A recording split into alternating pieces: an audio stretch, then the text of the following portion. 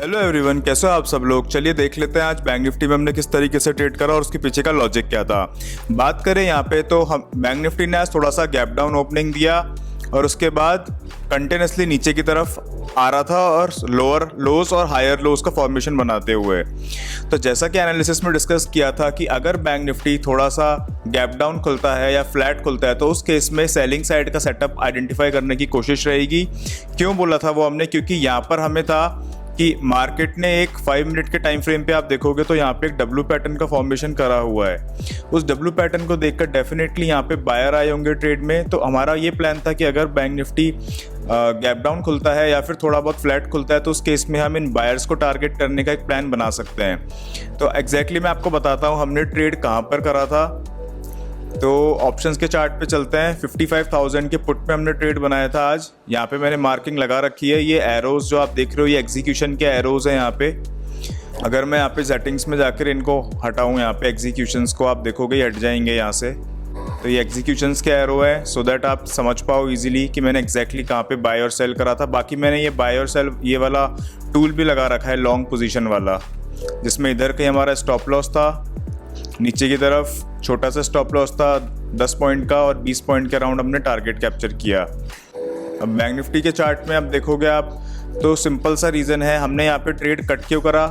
उसका रीज़न ये है जब बैंक निफ्टी कोई भी इंडेक्स या कोई भी मार्केट का कोई भी चार्ट जब एक डायरेक्टली लेवल को टेस्ट करता है तो वहाँ पे चांसेस होते हैं कि और भी लोग उसको देखकर बाय या सेल कर सकते हैं। तो ऐसे केस में मार्केट या तो साइडवेज हो सकता है या फिर थोड़ा सा साइडवेज होने के बाद ऊपर जाके फिर वापस कंटिन्यू नीचे चला जाए। तो ऐसे केस के अंदर हमारा जो प्रीमियम है वो डिके होगा, हमें कोई बेनिफिट होगा नहीं। तो इससे बेटर है अगर अपना प्रॉफिट रिस्क रिवॉर्ड के हिसाब से मिल रहा है तो वो प्रॉफिट लेकर निकल जाओ। बहुत ही इजी सेटअप था जैसा एनालिसिस में शेयर भी किया था आपके साथ। अभी बैंक निफ्टी कर क्या सकता है एक बार वो देख लेते हैं और साथ में और एक दो इंडेक्स क्या कर रहे हैं वो देख लेते हैं। ये सब लर्निंग पर्पस के लिए है, ट्रेड आइडियाज़ नहीं दे रहा हूँ मैं यहाँ पे। आप देखोगे यहाँ पे तो एक बाइंग साइड का मोमेंटम हुआ है यहाँ से। अगर मार्केट यहाँ से फिर से बाइंग की तरफ जाएगा तो चांसेस हैं कि बहुत इजी है हर किसी के लिए, आप भी समझते हो हर किसी के लिए इजी यहाँ पे बाय करके पैसा बनाना। तो मार्केट वैसा करने नहीं देगा। तो इस केस के अंदर यहाँ पे सेलिंग साइड का सेटअप आइडेंटिफाई अगर आप कर पाओ तो ज़्यादा बेटर एक प्रोबेबिलिटी आपके फेवर में होती है। सेम आप चार्ट देखोगे, यही सेम चार्ट आपको निफ्टी के अंदर मिलेगा। निफ्टी के अंदर भी फ्लैट तो हल्का हल्का गैप डाउन के बाद मार्केट ने कंटिन्यूसली नीचे की तरफ मूव करा।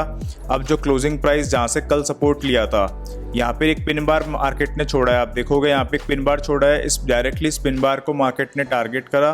तो यहाँ पे हो सकता है मार्केट साइडवेज हो जाए और उसके बाद दोनों तरफ स्टॉप लॉस क्रिएट कर किसी एक तरफ मूव दे। तो आज का ये ट्रेड था हमारा, बहुत ही इजी छोटा सिंपल सा ट्रेड था। सेटअप बहुत ही इजी था, कई बार शेयर करा है हम। यहाँ पे बात निकल कर ये आती है आपको हमेशा अपना रिस्क रिवॉर्ड फॉलो करना है। सेटअप आपका कोई भी हो, सेटअप बार बार चेंज करने से कोई बेनिफिट नहीं होगा। एक सेटअप पकड़ के रखो, रिस्क रिवॉर्ड मैनेज करके चलो और जब ट्रेड बने तो वहाँ पे अपना ट्रेड बना के मार्केट को छोड़ दो। आज के लिए इतना ही। आई होप ये सारे पॉइंट आपको समझ में आएंगे। वीडियो अच्छी लगी तो वीडियो को लाइक एंड शेयर कर दीजिए फ्रेंड्स। अभी के लिए इतना ही, थैंक यू।